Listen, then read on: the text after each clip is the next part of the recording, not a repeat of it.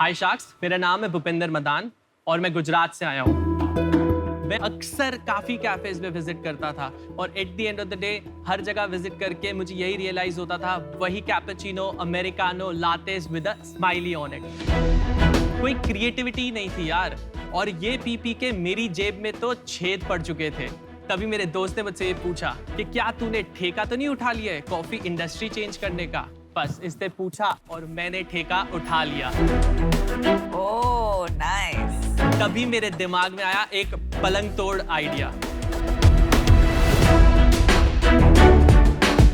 Oh wow, amazing. बहुत ही interesting नाम है। Thank you. हम अपनी कॉफीज को खुद रोस्ट करते हैं और काफी इंटरेस्टिंग कूल बियर बॉटल्स पे डाल के कस्टमर्स को सर्व करते हैं। मैं आज तक अपनी 3 कियोस्क से 3 लाख से ज्यादा कॉफीज को सर्व कर चुका हूँ। शार्क्स, मैं आपको बताना चाहूंगा कि ये सिर्फ एक कैफे नहीं है, ये है एक न्यू जनरेशन कैफे चेन। और मेरे पलंग तोड़ आइडिया को पूरे इंडिया तक पहुंचाने के लिए मुझे आपसे चाहिए होगा 50 लाख रुपीस अगेंस्ट 10% इक्विटी। और मैं गारंटी लेता हूँ कि हम कॉफी इंडस्ट्री को हिला के रख देंगे। मैं अब आपको दिखाना चाहूंगा कि कैसे हम कॉफीज को 59 सेकेंड्स में बनाते हैं। Your time starts now. Yeah. So this is the coffee base. That's the brew that we put. This is the milk base.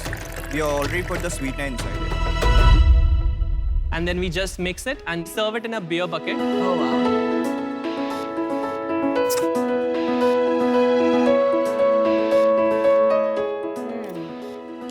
Delicious. Thank you. Fantastic product. Thank you. Coffee is very good. Thank you. मैं तो इसको अपने मग में डाल दूंगी। मैं दे नहीं रही वापस।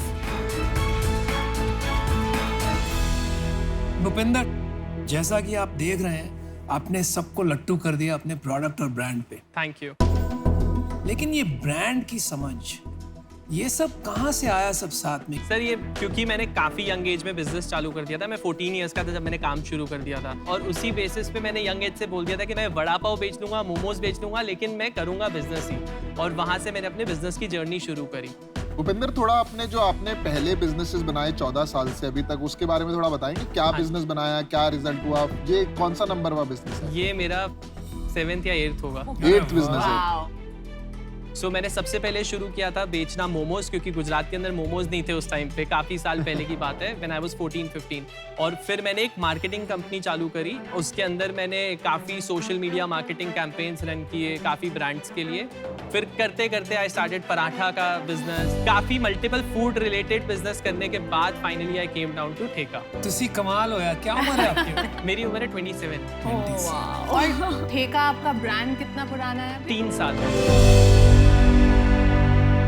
तो सेल्स क्या है अब तक की? मेरी फर्स्ट ईयर में तो अनबिलीवेबल थी, जो मुझे भी भरोसा नहीं था कि उतनी होएगी। सो फर्स्ट ईयर में मेरी सेल थी around 1 crore 20 lakh rupees. Second year we went up to 1 crore 80 lakh. और current year? Current year I failed very badly during Covid, और मैंने ठेका को कोविड खत्म होने के बाद रीलॉन्च किया। तब से मेरी सेल 30 लाख रुपीज है एट 3 कार्ड्स। पिछले महीने कितनी सेल? पिछले महीने भी 4 लाख रुपए सेल है। So you're running at 50 lakhs a year. या अब आपने बोला आपने रीस्टार्ट किया, अभी ये आप अकेले रन कर रहे हैं कि आपके पास पार्टनर्स हैं इस अकेले। बिजनेस में? आपका अभी कितना मनी इन्वेस्टेड है आपके बिजनेस में? 5 लाख रुपीज मैक्सिमम। बाकी सारा बिजनेस से ही जो मैंने कमाया है मैं लगाता गया हूँ। अभी आप ये फुल टाइम कर रहे हैं कि आपके भी और मैं बिजनेस? सिर्फ ठेका, सोता, जागता, पीता। ये ठेठ निश्चय है आपका? 100%। मैं 5 साल के लिए बिजनेस नहीं करना चाहता, मुझे 50 साल का बिजनेस क्रिएट Well करना है said, out of well ठेका। said. आपके कितने SKU है और शेल्फ लाइफ क्या है? मेरे मेन्यू में सिर्फ 12 प्रोडक्ट्स है और इन्वेंट्री सिर्फ 6 है, और उसको भी हम इस तरीके से लोगों तक पहुंचाते हैं कि मेरे केक्स की शेल्फ लाइफ 1 मंथ है और मेरी बॉटल कन्वर्ट होने के बाद 3 डेज की शेल्फ लाइफ है। तो यार Bhupinder, let's try to understand that आप कैसे बनाएंगे इसको।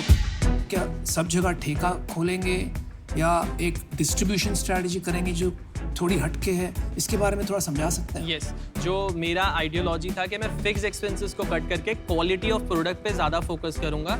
Eight the end of the day जब आप एक कैफे चालू करते हो उसके अंदर टेबल टर्न अराउंड्स में टाइम लगता है, इतने हाई स्ट्रीट पे काफ़ी रेंटल्स है जिसको निकालने के अंदर ही कैफे चेन्स फेल हो जाते हैं। तो मेरा फोकस हमेशा से ये था कि मैं फिक्स एक्सपेंसेस को बिल्कुल कट करने की कोशिश करूँ, कैपिटल इन्वेस्टमेंट को कट करूँ। और वो आप इसके थ्रू कर रहे हैं? एग्जैक्टली सो मेरी कार्ड्स पे इन्वेस्टमेंट भी इतना कम है, 1.5 लाख रुपए में 1 kiosk is ready, plus we are all handmade, मतलब we don't use any equipments, कोई इक्विपमेंट कॉस्ट नहीं है, तो कैपिटल इन्वेस्टमेंट इज वेरी लो।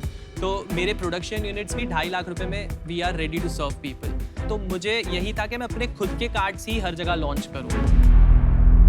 या भूपिंदर, मार्केट में ना अभी बहुत सारे कॉफी ब्रांड्स हैं, तो ठेका में और इन बाकी सब में क्या डिफरेंस है? आप ऐसा क्या अलग कर रहे हैं?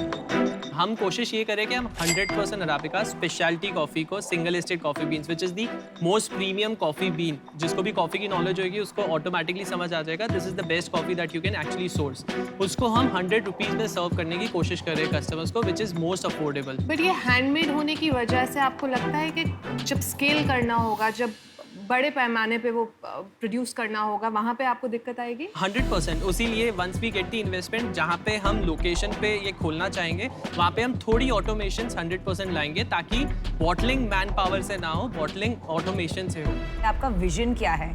आपने बताया कि आपको सुपरमार्केट में रखना है, कियोस्क बनाने हैं, Right. तो फिर आपको रेडी टू ड्रिंक नहीं रखना है से एट एयरपोर्ट्स या सुपरमार्केट्स में सब फ्रेशली ब्रूड ही रखना है कि रेडी टू ड्रिंक SKUs की तरफ भी जाना है? If we are able to find the innovative technology जिसके अंदर हम अपने प्रोडक्ट को organically without any extra chemicals या कुछ भी डालने से जो ऑर्गेनिक फ्लेवर है उसका वो करते हुए अगर हम रेडी टू ड्रिंक बना सकते हैं, आई 100% बी वांटिंग तो to you are go open towards to it that. To the second phase of the expansion 100%। तो मुझे सच्ची बात बताओ तो बहुत इंटरेस्ट था इसमें, लेकिन एक जो एरिया मुझे कब से खटक रहा है जिसके वजह से वो 100% कॉन्फिडेंस नहीं आ रहा है is the shelf life,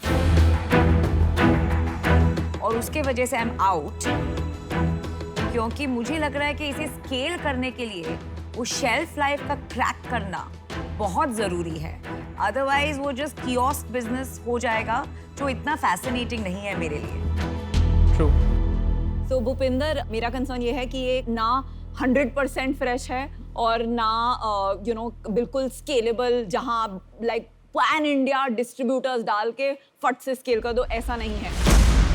for that reason I am out. मुझे थोड़े सिंपलर बिजनेसेस ईजियर लगते हैं समझने में। जो आपने ये ब्रांड क्राफ्ट किया है, जो ब्रांड की टोनैलिटी है, बहुत बढ़िया है, अटेंशन ग्रैब करता है। That said, food as a category मेरा एक्सपर्टीज नहीं है। आप ऑफलाइन हैवी जाना चाहते हैं, वहाँ पे भी मैं कोई वैल्यू ऐड नहीं कर पाऊंगी। Purely because of those reasons I am out. मुद्दे की बात यह है कि बेवरेज का जो कैटेगरी है ना, उसका एक बहुत बड़ा शमशान घाट है, क्योंकि ये डिस्ट्रीब्यूशन में बहुत प्रॉब्लम है। Right. लिक्विड को डिस्ट्रीब्यूट करना, शेल्फ लाइफ रखना, रिटर्न्स इतने हाई होते हैं कि लोगों के 100 करोड़ के धंधे बना के बंद करने पड़े उनको। तो जो मैंने आपसे सुना है आज, मुझे कोई ऐसा डिफरेंशिएटेड अप्रोच नहीं लगा जो ये प्रॉब्लम्स को टैकल कर सके। आप ये मॉडल पे चलते रहे, चार्ट का टाइप का स्केलेबल बिजनेस बनाना ठेला लगा के, तो आप भी वही शमशान घाट पे पहुंच जाओ। तो इस वजह से मैं आउट हूँ। I think central cost and logistics में मेरे को चैलेंज लग रहा है। मैं फ्रेंचाइज बिजनेस और ये रिटेल के बारे में काफी जानता हूँ। मुझे कहीं ना कहीं ये लगता है कि आप हर सिटी के अंदर जो ये कर रहे हैं ना डिस्ट्रीब्यूशन सेंटर्स, आप किसी तरीके से अगर इसको और सेंट्रल ले जाएं, राइट, और इसमें ऑटोमेशन लाना पड़ेगा, टेक्नोलॉजी, जो मुझे आज नहीं दिख रहा है। तो मुझे लगता है कि ये बिजनेस शायद अगर आप इस पे फोकस करो सेंट्रल लॉजिस्टिक्स पे राइट, किसी तरीके से, देन ये इन्वेस्टेबल हो जाएगा। तो आज मैं आउट हूँ, but overall I think path सही है। आप इस पे फोकस काफी लंबा कर सकते हो। तो we wish you luck. Thank we all given you some advice. आपके ऊपर है, आपको उसके विषय में सोचना है, क्या करना है क्या नहीं करना है। Good luck. Thanks a lot. Thank you. Thank you guys.